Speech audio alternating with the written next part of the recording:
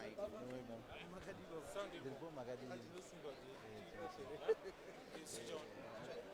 Andisuziva. Okay. Yeah. But the mic.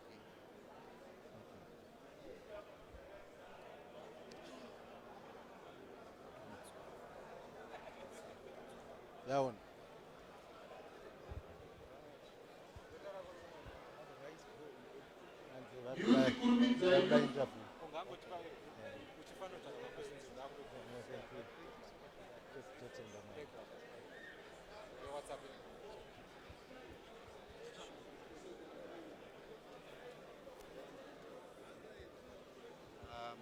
We have got a few questions that were asked during the conversation. So now we want you to respond to these. But just in brief, Modipa just a summary of what's been going on in the church. Because a lot of people, they are being misled because they don't have the correct information.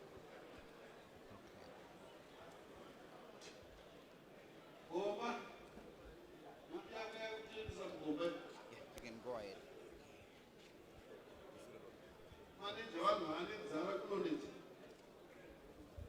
Kana paine auto electrician aonewo vamageto. Okay, so Auto the electrician first question aone is, vamageto what is overseer mageto. what is the Uya kuno kana uripo auto electrician. Uya kumberi kuno. what is the difference between the two constitutions, the old and the new? What are the advantages and disadvantages on the new? What are the reasons which led to the constitution amendment? In 2015, the church came to a realization that there were a number of things that needed to be addressed. One of the issues related to the welfare of the pastors. It became very apparent that pastors who pastor poor assemblies or assemblies that are in rural areas were marginalized. An example is that a pastor in Matabeleland South Province is on a salary of 300 rand, while a pastor of the same level of experience in Harare gets a salary of more than $5,000. So the church realized that those problems needed to be addressed to ensure that equity was brought to the church. We were therefore appointed to lead a reform process which was intended to ensure that there was equitable distribution of resources that would enable proper remuneration to pastors, that would enable the church to look after orphans, that would enable the church to undertake infrastructure projects that need to be undertaken. Because of that, an announcement was made in August of 2015 of the committee that had been established to undertake the reforms. Through that whole process, there were some members who felt that they would be worse off as a result of the reform process, particularly those who were pastors, number one, and those who pastored assemblies that were well off. They perceived that an equitable distribution of resources meant that resources would flow away from them towards those that were less privileged and that were getting less. As a result of that, some tensions brewed, which resulted in differences in the leadership of the church. A draft constitution was prepared and presented to the church leadership. That draft constitution introduces checks and balances and accountability in the administration of the church. It requires that at assembly level there must be a board that is chaired by an independent chairperson who is an elder. And that the pastor should run the day-to-day activities of the church, but with an accountability to the board.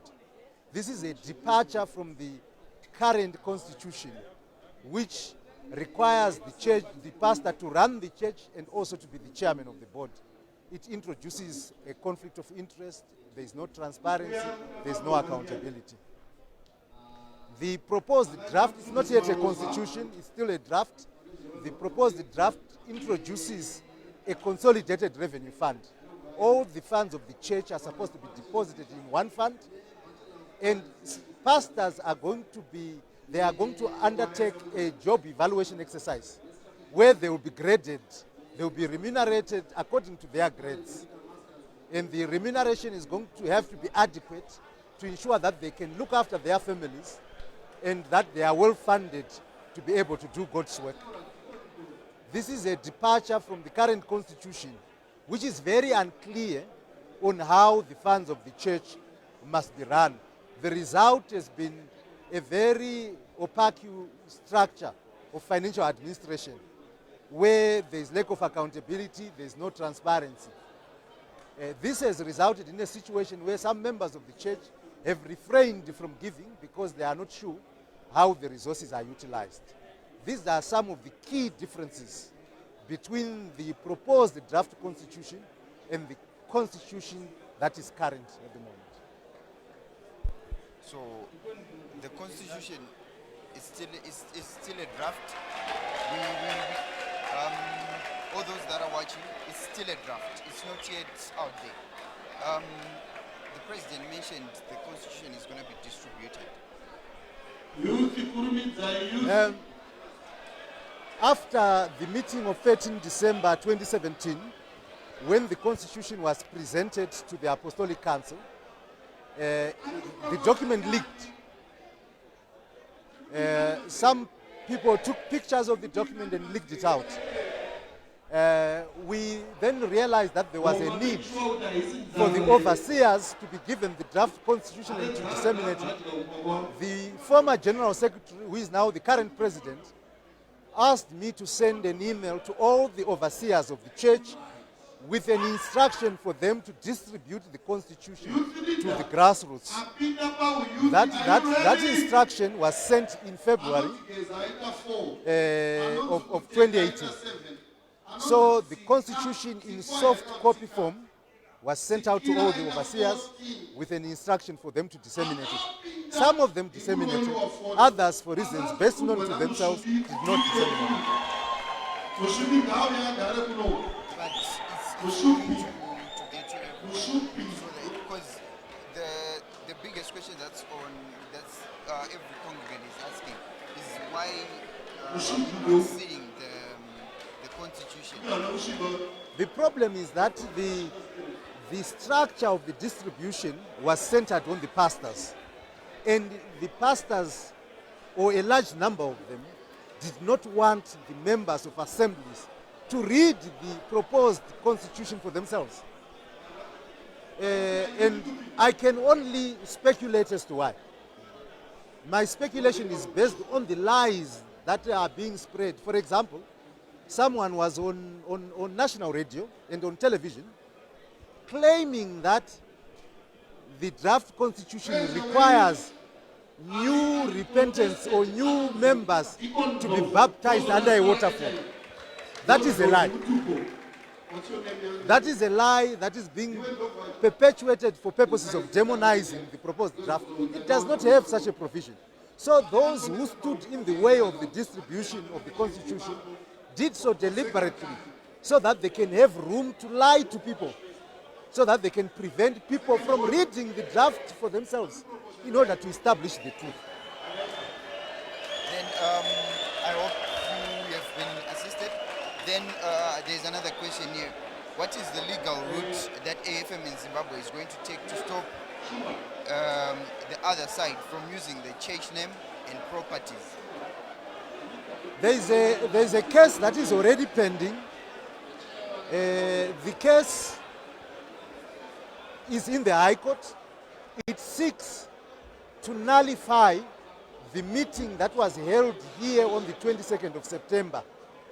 It seeks to nullify the positions of leadership that were put in place by that meeting that was held on the 22nd of September. The basis on which it seeks that nullification is that Those who called the meeting did not have authority to call the meeting. Under the current constitution, only the president has got the right or authority to call for a meeting. And that meeting of 22 September was not called by the president. It was not called by the general secretary either. The meeting of 22 September was required to have a quorum. Under our constitution, a quorum is 50% of the total size of the Workers' Council. At that time, the Workers' Council had a total number of 3,511 people.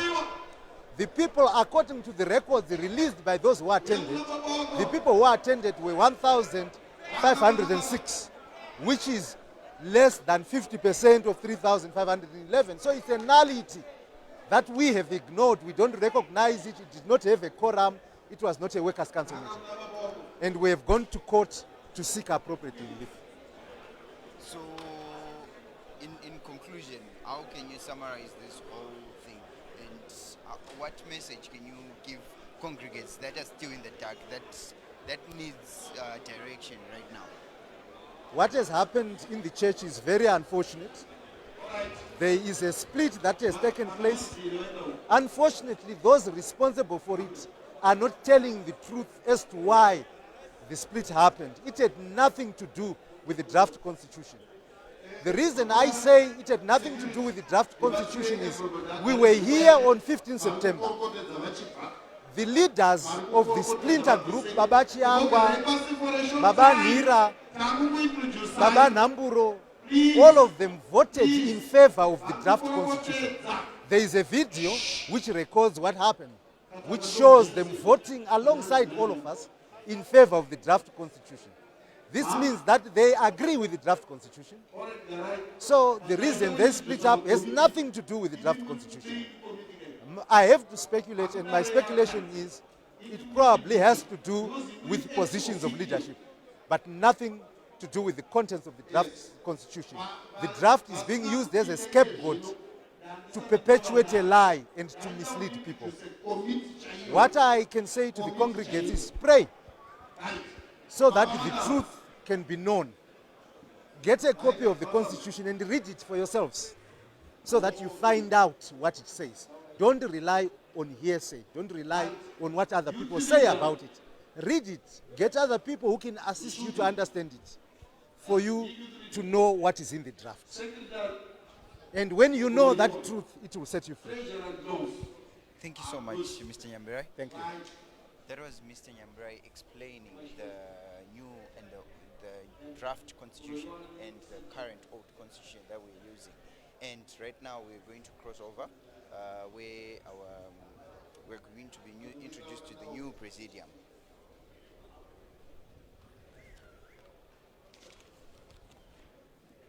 Cross over.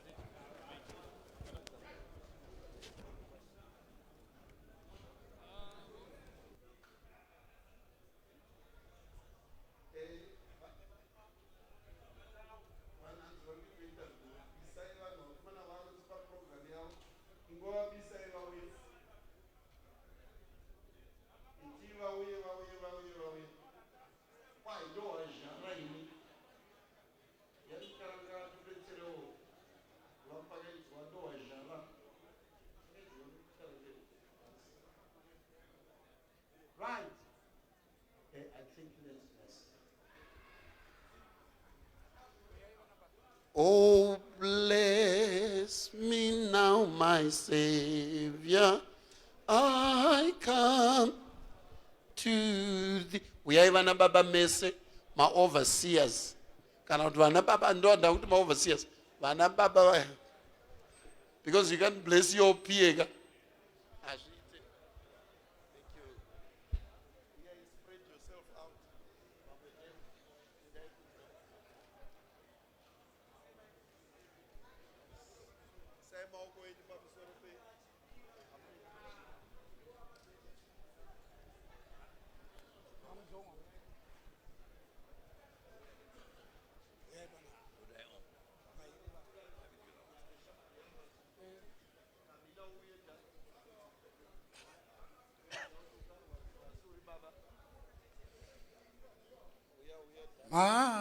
ungangidluli Jesu izwa amazwi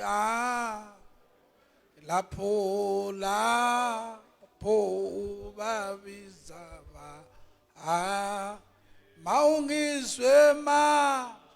ungizwe na Jesu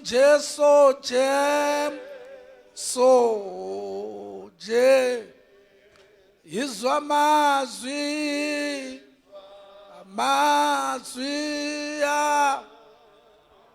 hallelujah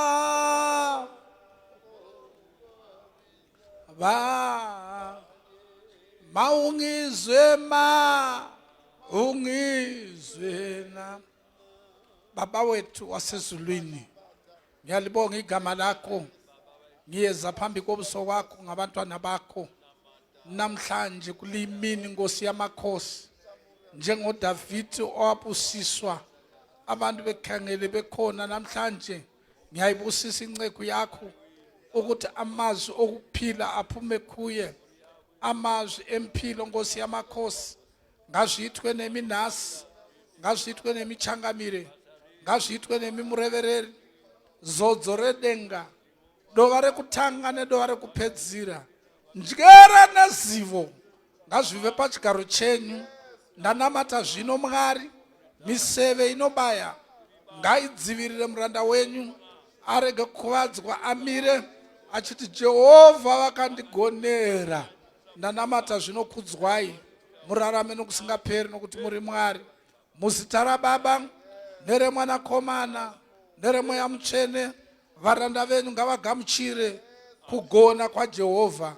Hallelujah.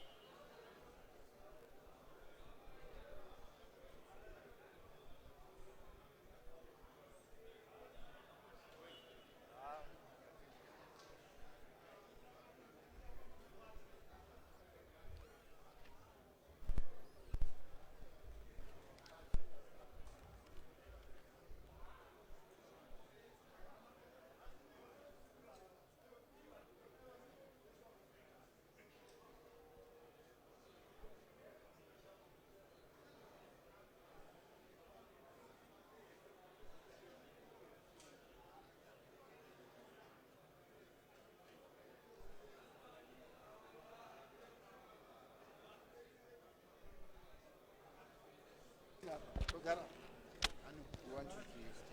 Okay. Oh, muritoita zvekuti tabvunza. Kwini munondibvunzirewo ndiri president here. Toda kuti mungotaura. Okay. Haya, uko ndinokugona uko. Yeah. Yes. Aiwa izvazvi ndinedzi ndachembera mazviri. Vapfuure nomashure ndo yapana apa. Aiwa ndizvozvo. Woti mune muchitoonawo munhu aine mabhacheti neparakabvaruka. Okay.